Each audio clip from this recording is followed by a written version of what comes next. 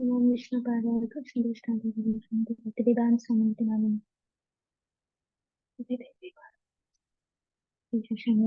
पाश्चात्य दोषकारिणे पंचाकल्पतरुभ्यश्च कृपा सिंधु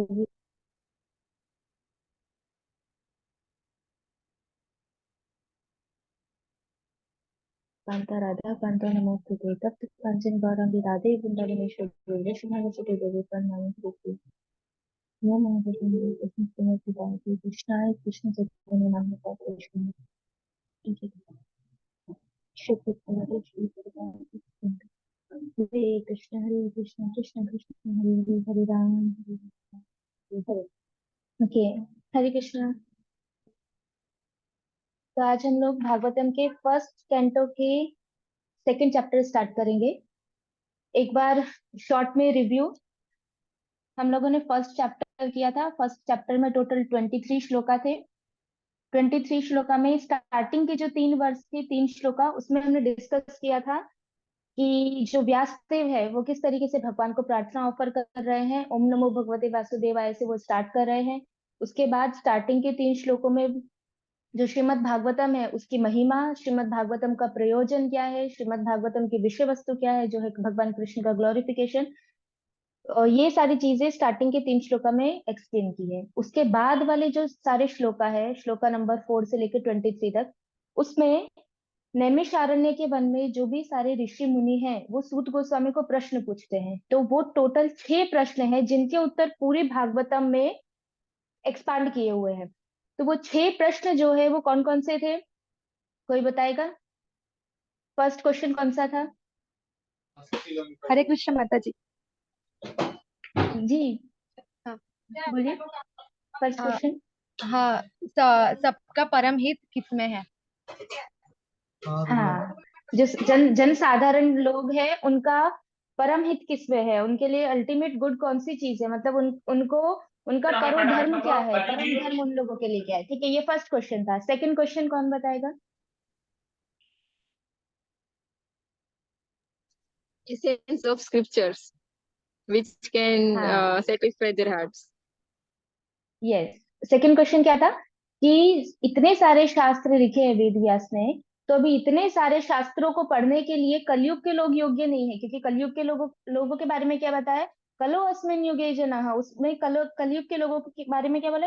मंद सुमंद अमत, मतलब वो मंद बुद्धि वाले हैं, उनकी इंटेलिजेंस इतनी नहीं है, वो हमेशा डिस्टर्ब रहते हैं। तो ये सब कारणों की वजह से वो लोग सारे शास्त्र नहीं पढ़ सकते। इसीलिए वो रिक्वेस्ट करते हैं सारे ऋषि मुनि कि आप ऐसे लोगों के लिए सारे शास्त्रों का जो कंक्लूजन है, एसेंस है, वो आप बता दीजिए, ताकि वो एसेंस सुनने के बाद, वो सार सुनने के बाद इन लोगों का जो हृदय है वो एकदम संतुष्ट हो जाए। ये था क्वेश्चन नंबर 2। Question number 3। भगवान ने देवकी माता के गर्भ से क्यों जन्म लिया?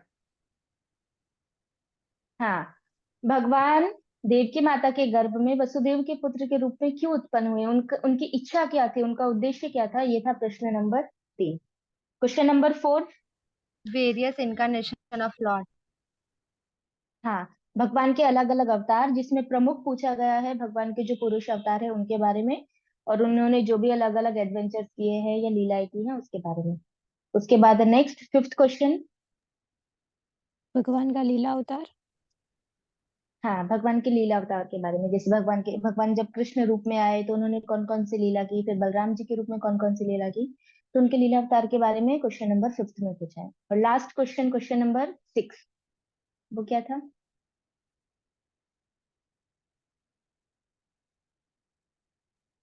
भगवान के भगवान जाने के के बाद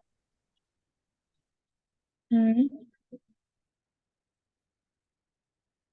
हाँ बोलो, मनीषा बोलो। भगवान के चले जाने के बाद धर्म को किसके शरण में जाएगा?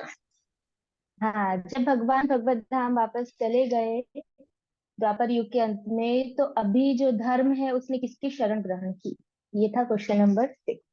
तो अभी ये क्वेश्चन में से 4 प्रश्न के उत्तर चैप्टर नंबर 2 में मिले, इनके उत्तर आगे आएंगे।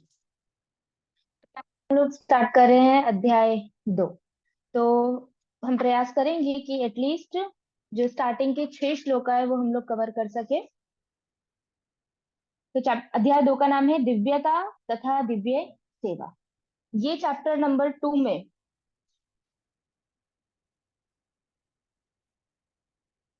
क्या क्या चीजों का, किस किस चीजों के बारे में बताया गया है, तो हम विश्वनाथ चक्रवर्ती ठाकुर बताते हैं कि चैप्टर नंबर 2 में अ, साधना भक्ति के बारे में बताया गया है। उसके बाद ये जो भक्ति है, साधना भक्ति, उसका प्रयोजन क्या है? उसका प्रयोजन है प्रेम भक्ति को प्राप्त करना, प्रेम अवस्था को प्राप्त करना, तो वो यहाँ पे इस चैप्टर नंबर 2 में एक्सप्लेन किया है। तीसरा, कि भागवतम का विषय क्या है? भागवतम का विषय है भगवान कृष्ण, तो भगवान कृष्ण के बारे में यहाँ पे एक्सप्लेन किया गया है। तो ये 3 चीजें पूरे चैप्टर में एक्सप्लेन की गई है। तो अभी हम लोग स्टार्ट करेंगे श्लोका नंबर 1। बट जो स्टार्टिंग के 6 श्लोका है उसका एक बार फ्लो देख लेते हैं। तो स्टार्टिंग के जो 4 श्लोक आएंगे, श्लोका नंबर 1, 2, 3 और 4, उसमें प्रणाम किया गया है। मतलब उसमें जो भी सूत गोस्वामी है, क्योंकि पहले जो अध्याय था उसमें कौन बात कर रहे थे? सिर्फ ऋषि बोल रहे थे, जो नैमिषारण्य के ऋषि है वो बोल रहे थे।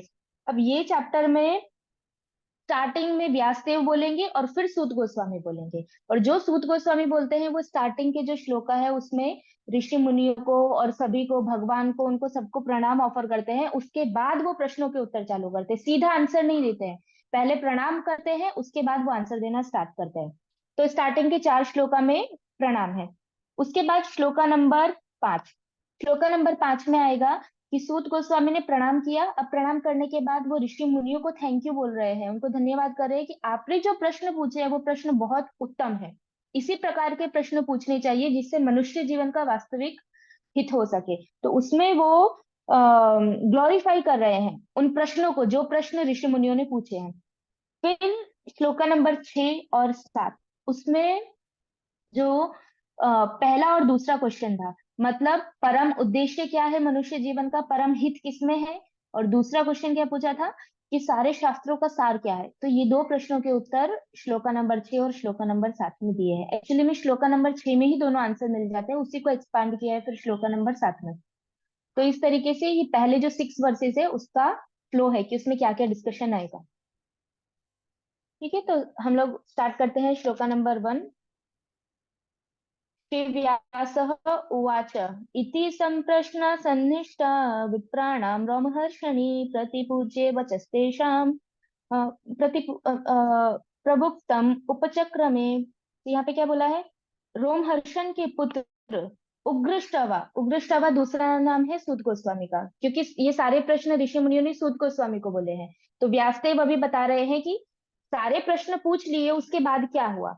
तो व्यासदेव, क्योंकि व्यासदेव भागवतम लिख रहे हैं ना, तो व्यासदेव ने यहाँ पे बताया कि रोमहर्षण के पुत्र सूत गोस्वामी ने ब्राह्मणों के सम्यक प्रश्नों से पूर्णतः प्रसन्न होकर उन्हें धन्यवाद दिया और वे उत्तर देने का प्रयास करने लगे। तो यहाँ पे ये पहला श्लोका है जिसमें व्यासदेव बताते हैं कि अब सूत गोस्वामी उनके सभी क्वेश्चन का आंसर देंगे। तो दिस इज फर्स्ट क्वेश्चन। अभी श्लोका नंबर 2, श्लोका नंबर 2 में सूत गोस्वामी बोल रहे हैं। तो डायरेक्ट हम लोग ट्रांसलेशन ले लेते हैं। प्लस सूत गोस्वामी ने कहा, मैं उन महामुनि सुखदेव गोस्वामी को सादर नमस्कार करता हूँ जो सबों के हृदय में प्रवेश करने में समर्थ है। जब वे यज्ञोपवीत संस्कार अथवा उच्च जातियों द्वारा किए जाने वाले अनुष्ठानों से संन्यास ग्रहण करने चले तो उनके पिता व्यासदेव उनके वियोग के भय से आतुर होकर चिल्ला उठे, हे पुत्र, उस समय जो वैसी ही वियोग की भावना नहीं थे, केवल ऐसे वृक्षों ने शोकग्रस्त पिता के शब्दों का प्रतिध्वनि के रूप में उत्तर दिया। तो यह है श्लोका नंबर 2। यहाँ पे जो प्रभुपाद जी तात्पर्य एक्सप्लेन कर रहे हैं, प्रभुपाद जी ने मेनली श्रीधर स्वामी है वो इसमें इंक्लूड की है। तो प्रभुपाद सबसे पहले, क्योंकि यहाँ पे श्लोका में कुछ वर्ड इंपॉर्टेंट है, जैसे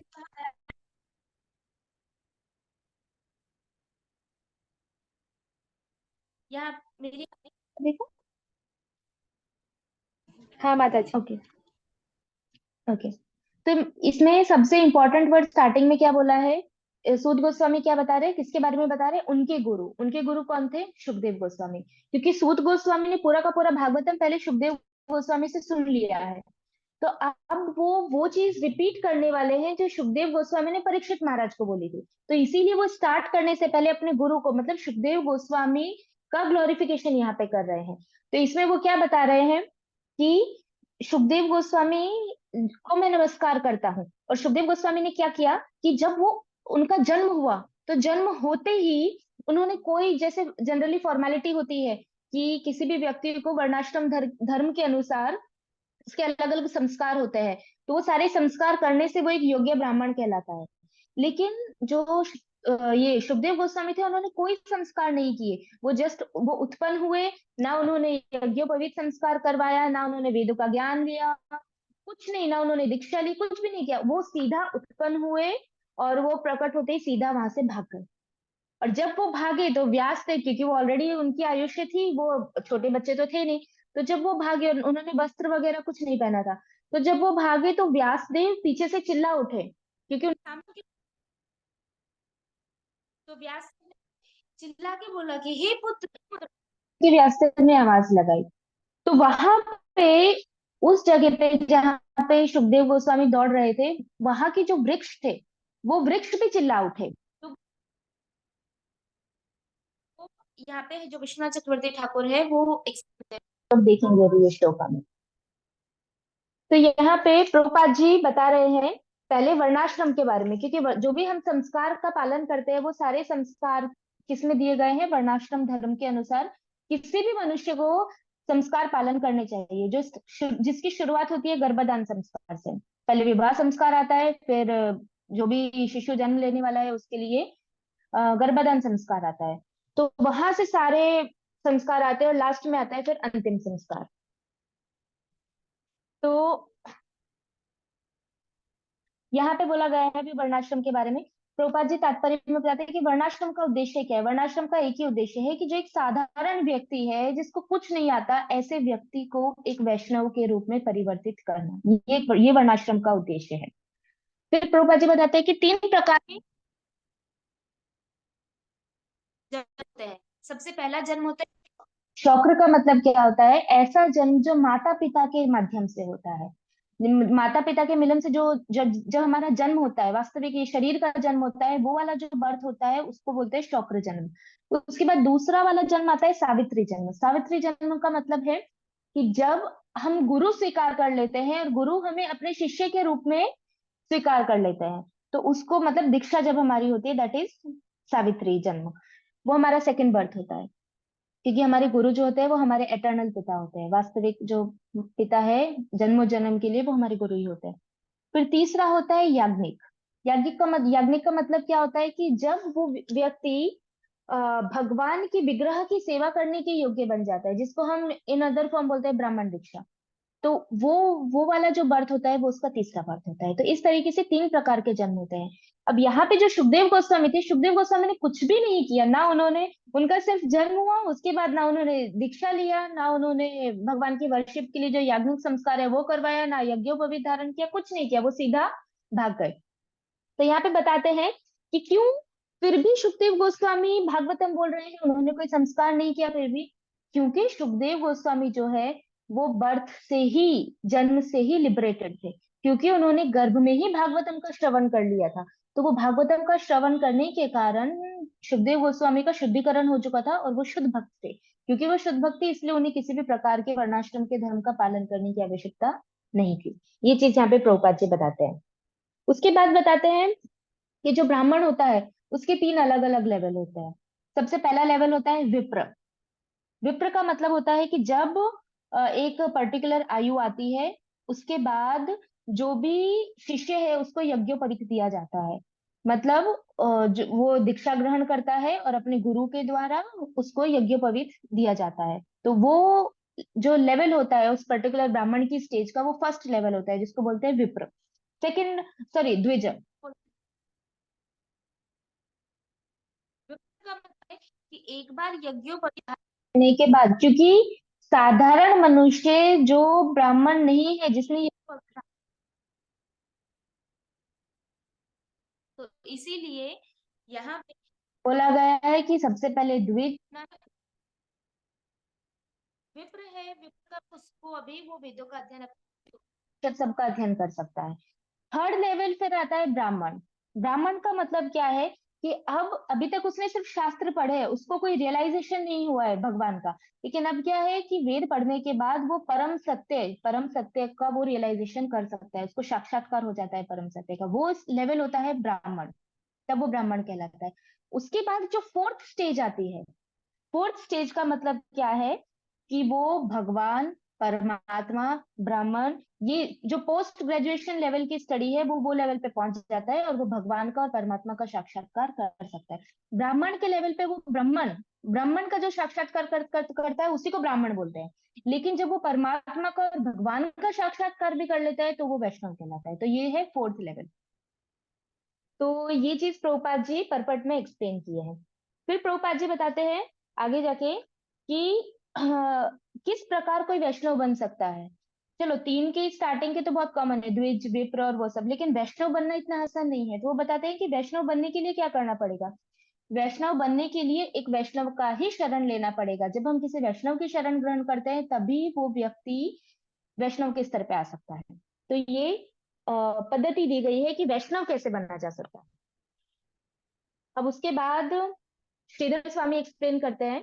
श्रीधर स्वामी बताते हैं कि यहाँ पे जो श्लोका नंबर 2 है, क्योंकि हम अभी श्लोका नंबर 2 पढ़ रहे हैं, उसमें जो सूत गोस्वामी है वो अपने गुरु का ग्लोरिफिकेशन करते हैं। फिर श्लोका नंबर 3 जो है तीसरा, इसके बाद वाला जो श्लोक आएगा उसमें भी वो अपने गुरु का ग्लोरिफिकेशन करते हैं। फिर चौथा वाला जो श्लोक आएगा उसमें वो देवता, उनके जो इष्ट देव है उनका ग्लोरिफिकेशन करते हैं। तो इस तरीके से चार जो स्टार्टिंग के श्लोका है उसमें सिर्फ वो प्रणाम कर रहे हैं, मतलब पहले दो श्लोका में वो अपने सेकंड और थर्ड में अपने गुरु को प्रणाम कर रहे हैं और उसके बाद वो अपने देवता को प्रणाम कर रहे हैं। अब आगे विश्वनाथ चक्रवर्ती ठाकुर एक्सप्लेन करते हैं। ये प्रभुपाद जी ने थोड़ा वर्णाश्रम का और ये कि जो शुद्ध भक्त होता है उसको ये सब चीजों की आवश्यकता नहीं है, लेकिन क्योंकि हम अभी शुद्ध भक्ति के स्तर पे नहीं है, इसलिए हमारे लिए अनिवार्य है कि हम वर्णाश्रम के धर्म का पालन करें। जैसे ब्रह्मचारी है उसको ब्रह्मचारी के नियमों का पालन करना है, सन्यासी है तो वो सन्यास के नियमों का पालन करता है। वैसे ही जो गृहस्थ है उसको गृहस्थ के जो नियम है, जो वर्णाश्रम के अकॉर्डिंग गृहस्थ के नीति नियम है, उनका पालन करना चाहिए। उसके बाद विश्वनाथ चक्रवर्ती ठाकुर बताते हैं कि यहाँ पे ये श्लोका में सूत गोस्वामी लास्ट में क्या बोल रहे हैं कि जो भी प्रश्न पूछे हैं आप सभी ने, मैं प्रयास करूंगा कि मैं उनका उत्तर दे सकूं। तो उसका मतलब क्या है, सूत गोस्वामी किस प्रकार के उत्तर देने की बात कर रहे हैं। सूत गोस्वामी बोल रहे हैं कि आपने इतने सारे शास्त्र है, वो सारे शास्त्रों का जो सार है वो सार है श्रीमद् भागवतम। तो मैं ना तो यहाँ पे सांख्य के बारे में बोलूंगा, ना मैं मीमांसा के बारे में बोलूंगा, ना मैं कर्म के बारे में बोलूंगा, ना मैं उपनिषदों के बारे में बोलूंगा। मैं सारे के से सारे शास्त्रों का जो सार है उसके बारे में आपको बताऊंगा। उसके बाद और सारे शास्त्रों का सार क्या है वो फिर आगे बताते हैं कि वो सारे शास्त्रों का सार है श्रीमद् भागवतम। तो अब मैं आपको श्रीमद् भागवतम बोलूंगा। उसके बाद आगे कुछ रीजन दिए हैं कि यहाँ पे श्लोका गोस्वामी है, सुखदेव गोस्वामी व्यर्थ हुआ और वो भाग गए। तो जब वो दौड़े तो पीछे से चिल्लाए व्यासदेव, हे पुत्र करके। तो उसके 3 कारण यहाँ पे विश्वनाथ चक्रवर्ती ठाकुर एक्सप्लेन करते हैं हे पुत्र बोलने के।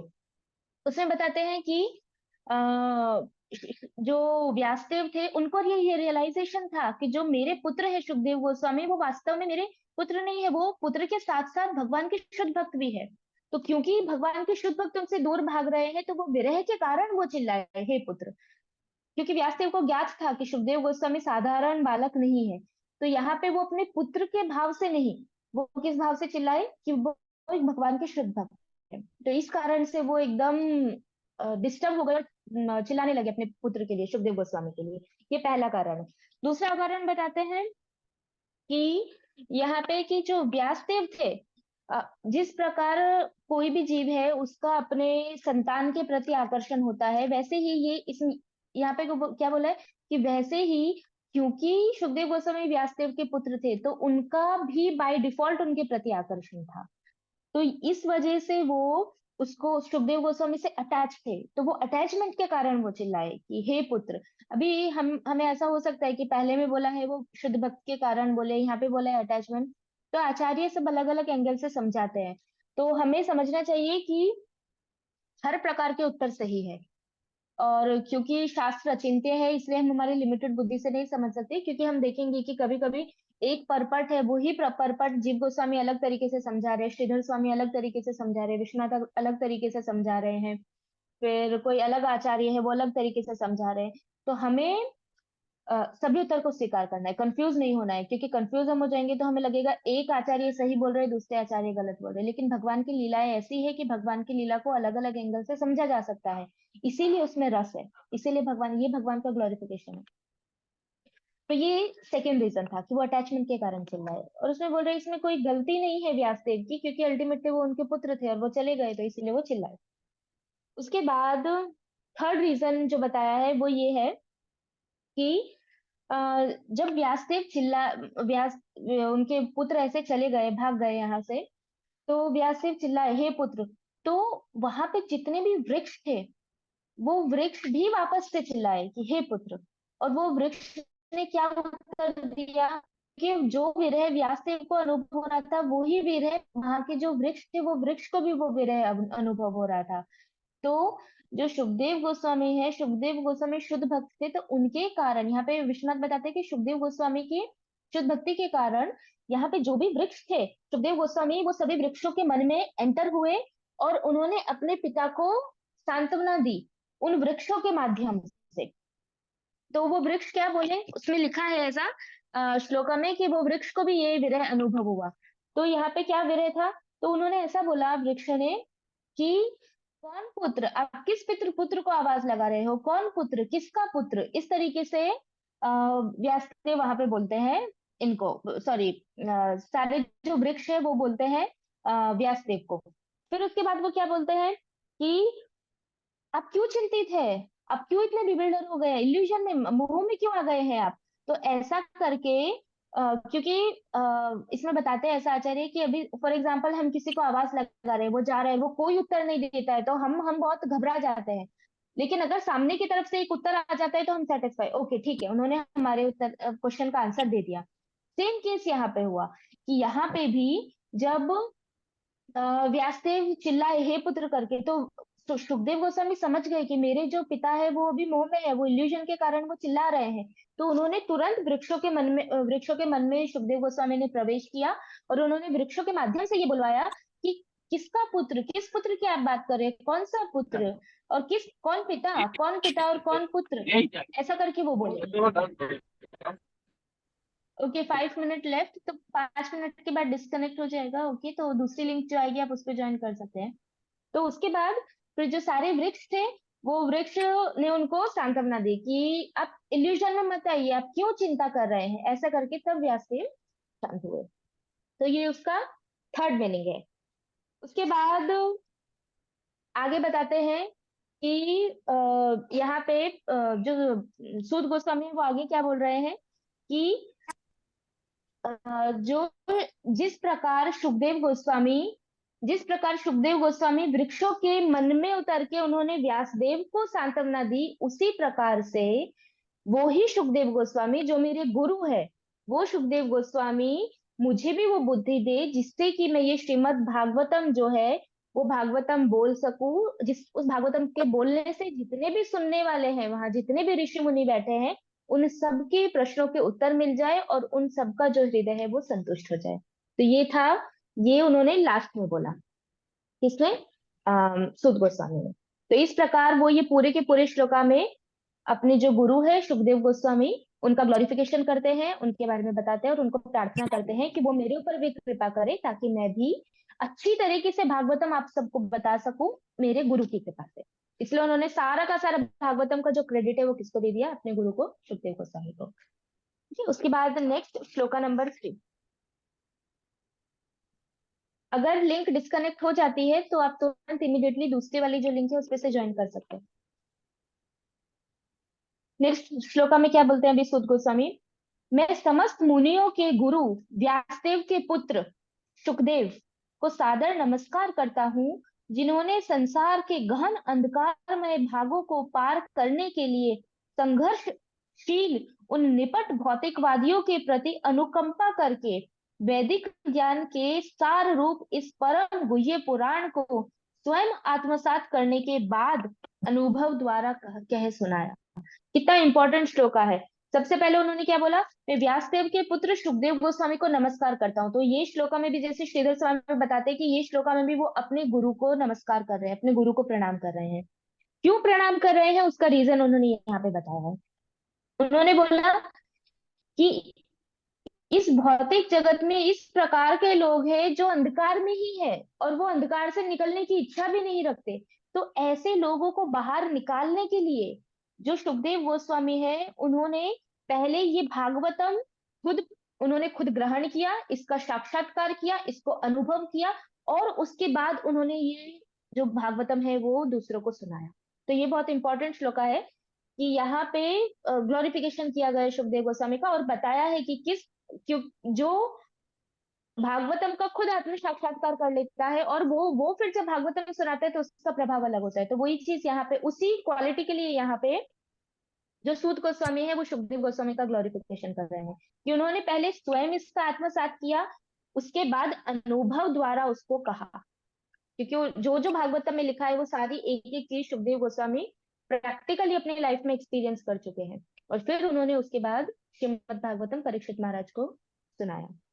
ठीक है, अभी दूसरी लिंक पे ज्वाइन हो सकते हैं क्योंकि अभी 2 मिनट ही बाकी है। तो सब लोग नहीं म्यूट पता जी, होंगे। आप जो दूसरी लिंक जी आप कंटिन्यू करो, जैसे ही वो खत्म होगा ना फिर ऑटोमेटिक वो।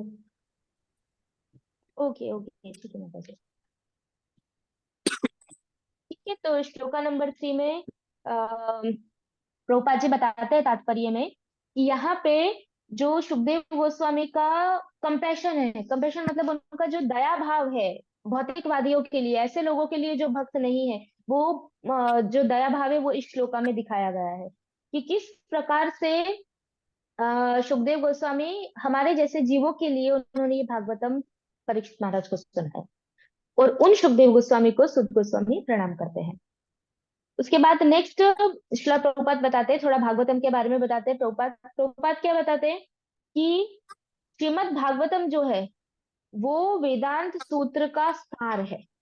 जो भी उसका भी जो सार है, सारे वेदों का उपनिषदों का जो सार है वो वेदांत सूत्र है और वो वेदांत सूत्र की जो कमेंट्री है, नेचुरल कमेंट्री, वो है श्रीमद् भागवतम।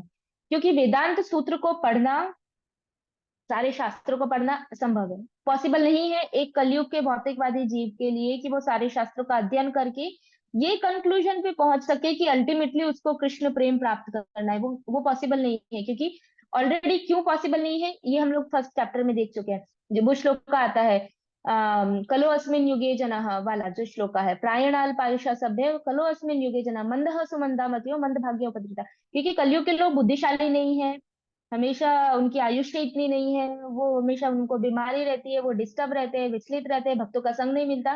तो इसीलिए ऐसे लोगों के लिए क्या बोला गया है, पूरे के पूरे वेदांत का जो सप्लीमेंट है, जो नेचुरल कमेंट्री है, वो श्रीमद् भागवतम है, वो यहाँ पे बोली गई है। उसके बाद प्रभुपाद जी बताते हैं आगे कि जिस तरह से जो भौतिकवादी लोग होते हैं, भौतिकवादी लोग क्या करते हैं, जैसे उनको कंपेयर किया गया है। प्रभुपाद ने यहाँ पे 2 एनालॉजी दी है, दो एग्जांपल दिए हैं। पहला एक कैमल का, ऊंट का उदाहरण दिया है। जिस तरह से ऊंट होता है, ऊंट क्या करता है कि जो कांटे होते हैं, रेगिस्तान में जो भी कांटे होते हैं, वो ऐसे कैक्टस प्लांट है, ये है, वो कांटे वाले पेड़ खाता है। और वो कांटे खाने से क्या होता है कि वो कांटे जब उसके मुंह में चुभते हैं तो खून निकलता है।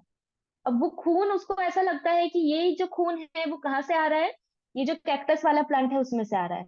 तो उसको वो स्वादिष्ट लगता है तो वो और खाता है। तो वो क्या कर रहा है, वो खा रहा है, उसी उसी का ब्लड निकल रहा है और वो उसी ब्लड को खा रहा है और उसी का वो आस्वादन कर रहा है। तो इसका कंपैरिजन किसके साथ किया गया है, भौतिकवादी व्यक्तियों के साथ।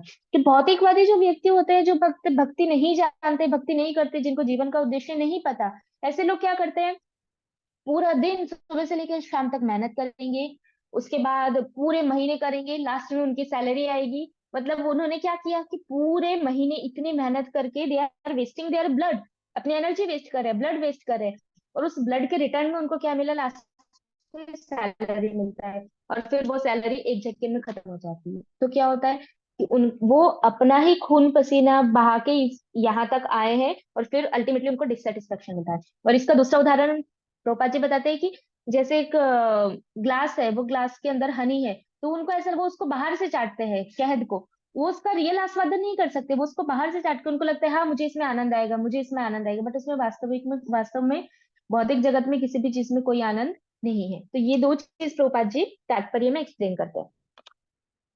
उसके बाद प्रभुपाद जी बताते हैं कि अब इस प्रकार के हजारों लाखों करोड़ों कर्मी होते हैं। अब ऐसे कर्मी में से कोई एकाध ज्ञानी निकलता है। अब वो एकाध ज्ञानी वेदांत को पढ़ेगा, वो वेदांत को पढ़ेगा और वो उसको समझने का प्रयास करता है। तो तो ये बाकी के सारे जो कर्मी गए उनके लिए क्या? एकाध ज्ञानी वेदांत को पढ़ने योग्य होता है, अगर लाखों में से कोई एक आ रहा है, तो बाकी के उस एक को छोड़ के जो कर्मी बचे उनका क्या होगा? तो ऐसे लोगों का भी उद्धार हो सके, क्योंकि ये लोग वेदांत नहीं समझ सकते, उनकी बुद्धि इतनी नहीं है, तो ऐसे लोगों का भी उद्धार हो सके, इसीलिए सुखदेव गोस्वामी ने श्रीमद् भागवतम दिया कि उससे हर किसी का उद्धार हो सकता है। फिर प्रभुपाद जी एक अच्छा पॉइंट बताते हैं कि शंकराचार्य जी ने भगवत गीता के ऊपर टीका लिखी है, लेकिन शंकराचार्य जी ने श्रीमद् भागवतम के ऊपर टीका नहीं लिखी। क्योंकि उन्होंने प्रभुपाद बताते हैं कि वो भागवतम को स्पर्श भी नहीं करना चाहते थे, क्योंकि उनको पता है कि भागवतम सारे वेदांत का सार है। तो अगर वो सारे वेदांत सार इस पे अगर वो कमेंट्री लिखना चाहेंगे तो पूरे भागवतम में भक्ति के बारे में ही, तो वो उनके लिए पॉसिबल नहीं है कि वो भागवतम के ऊपर कमेंट्री लिख सके। इसलिए शंकराचार्य जी ने श्रीमद् भागवतम को स्पर्श ही नहीं किया। तो इसलिए श्रीमद् भागवतम जो है वो मायावादियों के लिए नहीं है। श्रीमद् भागवतम किसके लिए है? जो परमहंस है, जो भगवान के शुद्ध भक्त है, ऐसे भक्त ही भागवतम का आस्वादन ले सकते हैं और ऐसे भक्त ही श्रीमद् भागवतम के ऊपर कमेंट्री लिख सकते हैं। फिर उसके बाद विश्वनाथ चक्रवर्ती ठाकुर अभी ओके, सभी दूसरे लिंक पे ज्वाइन कर सकते हैं, लिंक ग्रुप में रखा है।